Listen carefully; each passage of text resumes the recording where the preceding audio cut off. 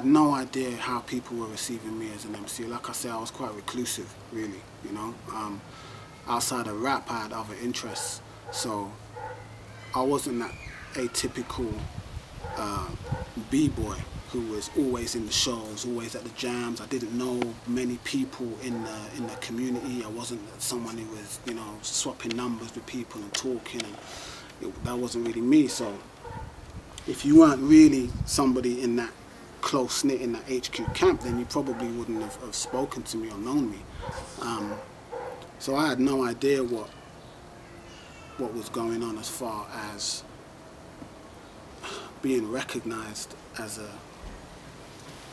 MC at that time. You know, it wasn't until maybe months later when we did go to a few shows and we get people coming up and saying, "Yo, Icepick, man, I heard that, you know, Enter the Tormentor, yo, it's crazy." And yeah, maybe even years after that, it didn't really dawn on me how much of a big tune that was, you know. Once we made that tune, I was already moving on, trying to work on other tunes. I had my own crew.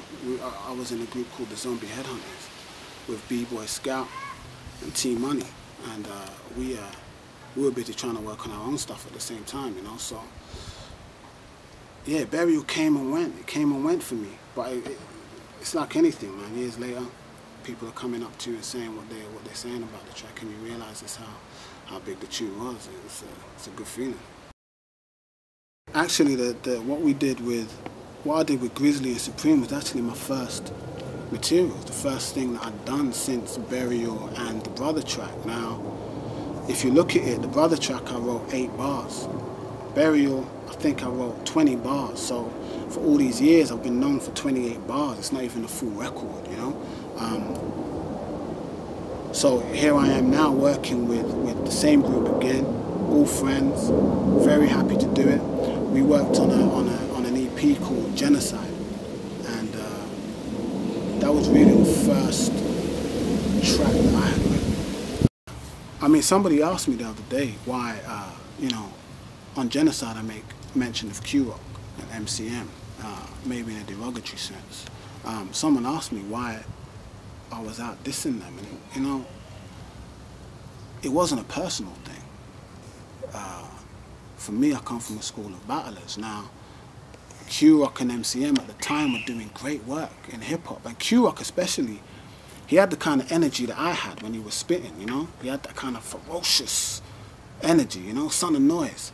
And I wanted to grab their listeners, you know? I really wanted to make some waves. I wanted to drop a record, and I wanted anyone who's listening to Q-Rock, Son of Noise, MCM, all these guys are out there at that moment, who were hot at that minute. I wanted anyone who's listening to them to turn around and say, "Hey, did you hear that dude who's dissing Q-Rock? You ain't heard it? Oh, I'm gonna play you this tune." It's all I needed. All I needed. I didn't really care if I was liked as an MC or whether you rated me as an MC. As long as you were talking about me, as long as you were talking about the crew that I was with, all great. It's all publicity for us. So that was really the only reason we mentioned them. There was nothing personal about it. There's no history. There's no ongoing beef. The tune didn't ever come out, so I don't even know if Q-Rock or MCM actually heard the music. I'm pretty sure they heard about what was said. And I didn't really go into any depths with them. It was just a flippant comment, something that I actually forgot about until the other day when I listened to the tune, to be totally honest with you. But yeah, I mean, I wanted to make some noise, and that was what Genocide was about. It was my first record after being away for so long, so I really wanted to, you know, go against the grain and have some impact.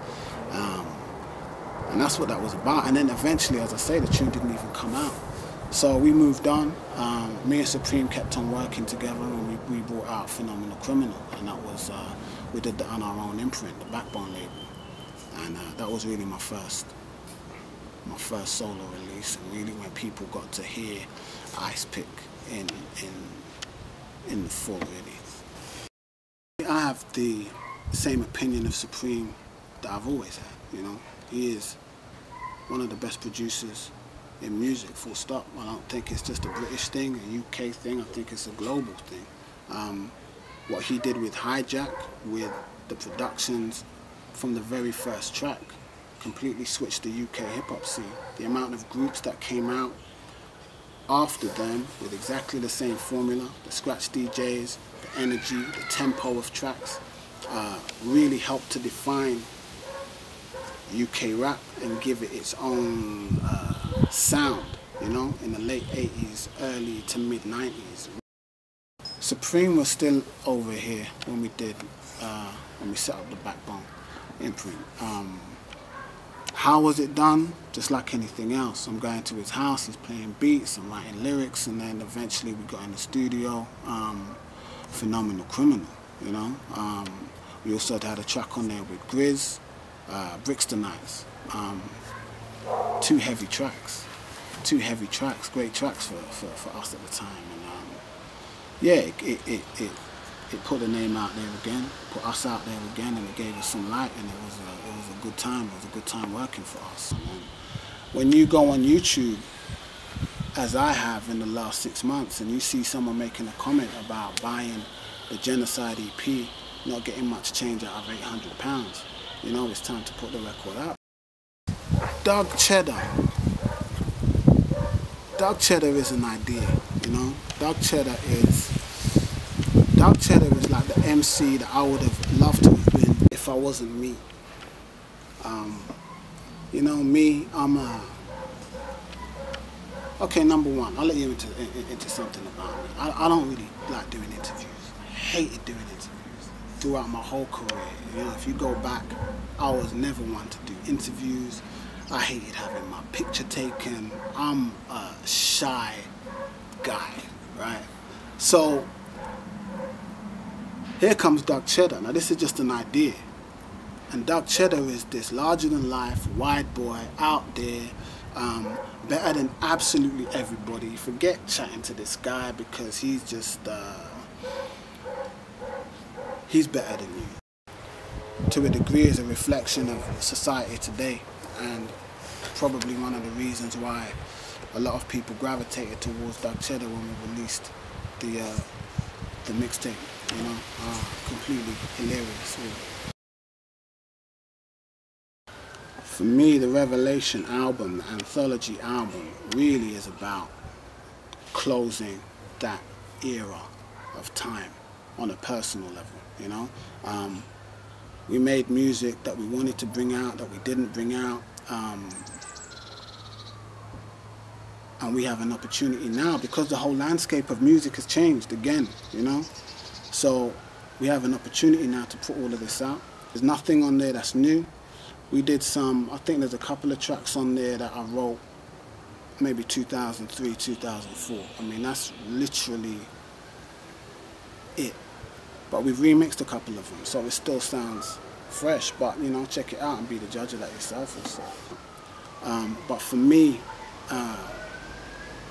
personally, it's about closing the Icepick chapter.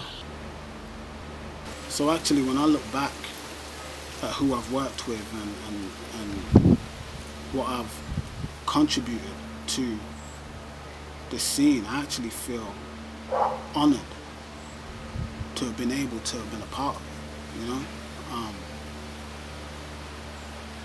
Yeah, that's something that for me is probably the biggest thing I've taken from this career or this chapter of my life, you know. I actually do feel quite honoured to have been able to work with the people I've worked with. That is probably the abiding feeling for me, dropping this album.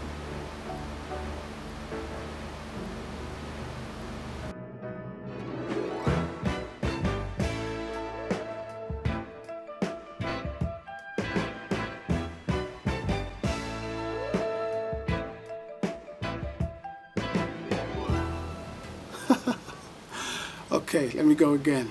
So, I'm waking up in the morning and I just have the lyric in my mind, you know? The world at large has a game plan. Protection of their investments means they seem to play blind man. Hiding the facts when they, nah, I've forgotten it. I can't remember that lyric.